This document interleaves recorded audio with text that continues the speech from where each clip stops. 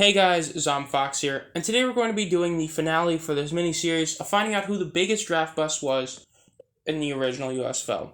Now, the past 4 episodes have each been finding the biggest bust from each year, but this will be finding the biggest one overall.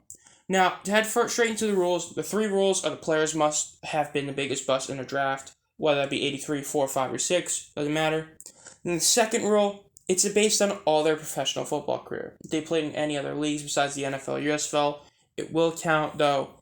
Just a spoiler, they didn't. And then number 3, who was available after the player is a huge deal. To put it simply, to be a huge bust, it's not just necessarily that you were bad for when you were picked, but it's who the teams could have had. It's why there's a very good case that Tony Mandarich is the biggest bust ever, because you had Barry Sanders, Deion Sanders, and Derek Thomas all on the board when you picked him, which is pretty bad. So without further ado, looking at the guys who were the biggest busts in each year before we start, getting too much into it, 83 was Craig James. He was the 4th overall pick in the USFL and ended up being a 7th round pick in the NFL, as in 83 and 84, a lot of teams would draft players that already went to the USFL with the idea of if they decide to leave or if the league folds, they'll have the rights to him. Put simply, his time with the Federals was not that good. The reason he was the biggest bust was he was competing with Reggie Collier, and the main reason was the fact that he only had 1 year where he actually did anything. He had a little over 1,100 yards in his rookie year in the USFL in 14 total games, but then in his second year, he got hurt and only played in a couple games and really didn't do much. Then in terms of the NFL, we didn't really talk about it a ton. He had 1 year. Literally he had 1 year. 85 was the only year he actually was really good. He was a Pro Bowler. He had over 1,000 yards rushing and a couple hundred yards receiving. He was the last white guy to have over 1,000 rushing yards literally until Peyton Hillis, which is pretty insane. But that was it. He had 1 real year as a good player. Yes, his first year in the NFL, he was okay. He had, almost 1,000 yards total. But then his third year, he fell off a lot. And then this 4th and 5th year, he did nothing, was basically out of the league. Then in terms of the 84 season, the biggest bust from that was Alana Smith. He was the 8th overall pick in the USFL by, again, the Washington Federals. He was the 13th overall pick in the NFL supplemental draft in 84. To put it simply, he was traded almost immediately to the LA Express. He would do basically nothing for them, but play in a few games and do almost nothing. And then he would get hurt in 85, didn't play a game. Then he went to the Redskins and didn't do anything for them either. Pretty bad right there. Not surprising why he's a big bust. 85 was the Bob Stander for a year, where he was the 7th overall pick by the Invaders in the USFL draft. He'd played 4 games for him and wasn't even picked in the NFL or signed. So, really bad look for the USFL picking him. Then 86 was Robert Thompson. He was the 3rd overall pick in the 86 draft by the Bulls. And then he was a 6th round pick, 142nd overall by the Denver Broncos. He'd only end up playing 2 games for them, doing basically nothing. So, to put it simply, I think it's pretty easy to say why a lot of these guys were, big busts. But in terms of looking at the guys after him, when we go to the 83, where Craig James is picked, the main 3 that were picked after him that you immediately look at and go, wow, that's pretty bad. Irv Eatman, David Greenwood, and Tremaine Johnson. Since this is 83, this is when a lot of the players that were picked in more of a 50-50 sense rather than a 70-30. A lot of them would go to play in the USFL, and those 3 guys did. Irv Eatman, one of the best USFL players ever. He was the only person to be on the 3 Sporting News All-Star teams and the 3 All-USFL teams. The only guy. And then he would end up playing a good amount of years in the NFL too. He played another 11, 12 years there. He wouldn't become, a Pro Bowler or awesome type player. But the fact that he was so great in the USFL and managed to stay in the NFL for quite a while, that hurts. David Greenwood, he would only be an All-Star member 1 time, and he'll be the Sporting News All-Star team as a safety. But the big thing with him was for their time with the Panthers, he was both their safety, or one of their safeties, and their punter. Being able to have that extra slot on the roster is a big deal. Very solid player. Definitely the Federals would love to have him. And then Tremaine Johnson, the 2 years he was in the USFL, he was an all-USFL player. He was spectacular in the league. He led the league in receiving yards 1 year. And then his second year, he's still really solid. But NFL, not so much. But for the USFL guys that Craig James was picked ahead of, oof. In terms of the NFL, this is pretty bad too. He was picked above Hall of Famer Richard Dent and Pro Bowlers Mark Clayton, Carl Mecklenburg, and Anthony Carter. And yeah, these guys do range from anywhere from, just after him, to a lot after him, but It's about the idea. Richard Dent, Hall of Famer. Guy was a Bears legend, 2-time Super Bowl champ, a Super Bowl MVP, an All-Pro first team, a 3-time second team All-Pro, a 4-time Pro Bowler, a forced fumble leader twice, and a sack leader. And he has over 130 sacks. Shame that, the Patriots got Craig James instead of him. Then Mark Clayton, that one hurt since they had to play him a lot. Mark Clayton would be one of the Marks brothers for Dan Marino. He was a 3-time second-team All-Pro, a 5-time Pro Bowler, a 2-time receiving and touchdown leader, a very, very, very solid player, over 8,500 career receiving yards, nearly 9,000, outstanding player. The Patriots really wish they wouldn't have to go against him. Carl Mecklenburg, who is a very, very, very close to a Hall of Fame type player and arguably should be in there. Why? 6-time Pro Bowler, second-team All-Pro member, 4 first-team All-Pros, 1,000 career tackles, nearly 80 career sacks, over 10 fumble recoveries, over 10 forced fumbles, outstanding player, he only played like 12 years, awesome player. Patriots, that would have been nice if they had him. And then Anthony Carter, he's one of the last guys picked, but he was mainly better in the USFL. He was a 2-time All-USFL player, he was a USFL champion, great USFL player, but even in the NFL, he wasn't that bad. He was a multi-time Pro Bowler, had over 7,500 career receiving yards. Really great player. Definitely a shame that, they didn't get him. And then we get to the 84 with Alana Smith. Now, the 3 guys picked after him in the USFL really weren't that bad, as he wasn't really picked above that many guys that were outstanding, except for mainly one. And I say that because Herschel Walker was signed, and the Generals had to lose their pick for him. So, yeah, the Federals could have signed him, but they really didn't have a ton of money. But, yeah, mainly he was picked above the right to get Herschel Walker, Steve Young, and Gary Zimmerman. Herschel Walker, one of the best USFL players ever. He was a 2-time All-USFL member, and his second time being in 85, he's the MVP. He had like over 2,200 rushing yards. I think that's still the record of all time in a professional football season. The NFL, he'd be a 2-time second-team All-Pro, a 2-time Pro Bowler. He would end up having literally over 1,300 or 13,000 career yards in the NFL, which is outstanding. And then he was just an outstanding player. Steve Young, USFL sense, really not that great a quarterback. NFL sense, really good at quarterback.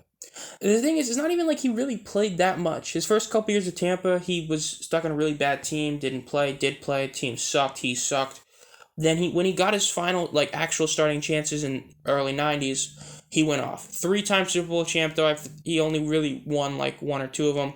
He was a Super Bowl MVP, a 2-time actual MVP, an OPOY, a 3-time first-team All-Pro, 3-time second-team All-Pro, 7 straight Pro Bowls, led the league in touchdowns, rating, and completion percentage, 4, 6, and 5, respectively. Awesome player. Dude is a legend. Hall of Famer. And Gary Zimmerman, this is the one that hurts the most. Picking Alana Smith over Gary Zimmerman hurts the most because he was the best in the USFL overall in terms of what they could afford since they couldn't really get Walker.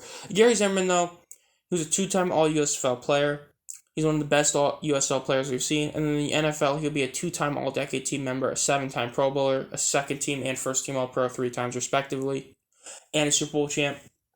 And considering the fact that he didn't even get to 200 games played and he was still a Hall of Famer in the NFL, shows he was really, really good. Definitely a big, big L that they picked Alana Smith over him. And then in terms of the supplemental draft, the 4 guys that he was picked above ended up being Vaughn Johnson, Mike Johnson, William Fuller, and Gary Clark, with 3 of these guys being picked, just after him and one of them being a bit later.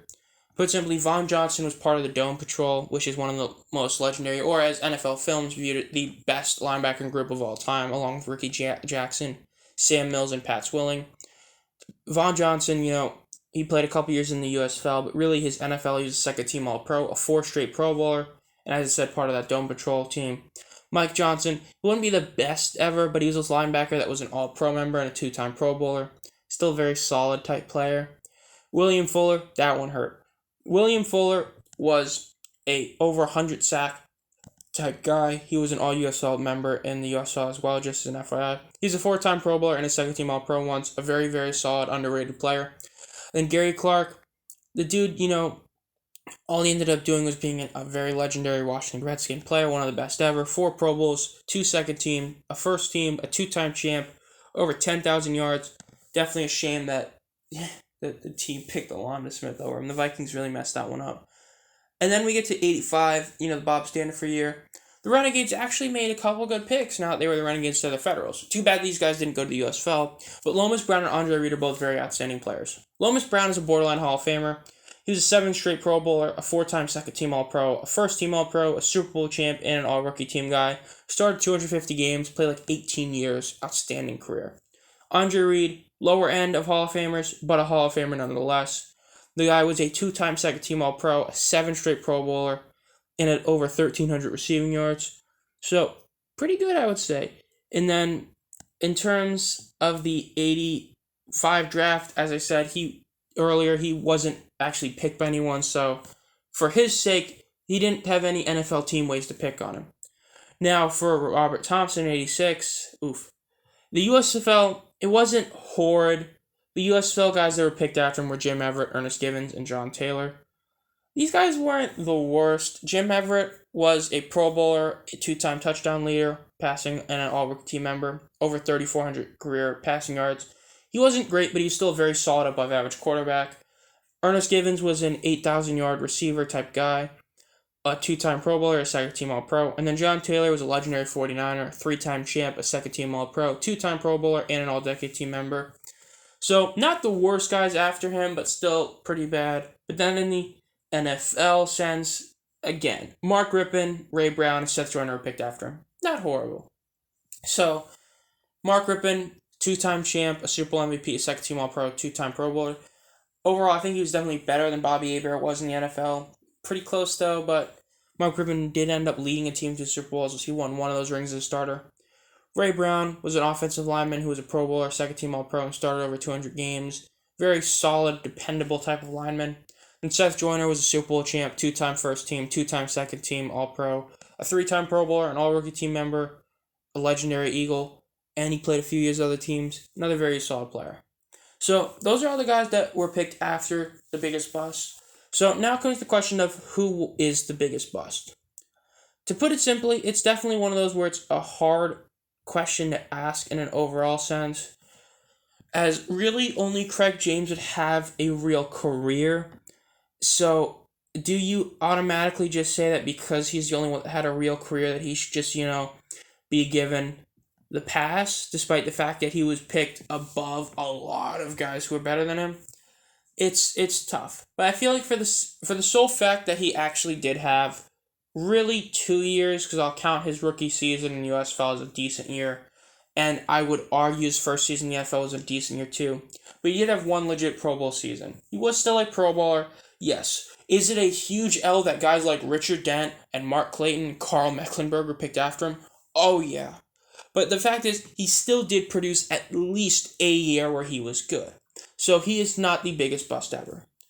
Now, Bob Standifer, he gets the biggest pass I'll ever see.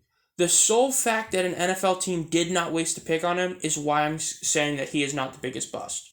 Yes, only playing 4 games in your career in the USFL, that's really bad. Just 4 games in general.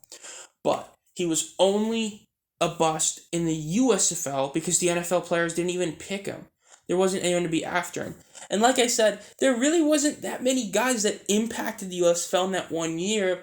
And the guys picked after him, the real best 2 are like Lomas Brown and Andre Reed. So Standifer gets a pass. So now we get to the real question. The 84 bust Alana Smith or the 86 bust in Robert Thompson?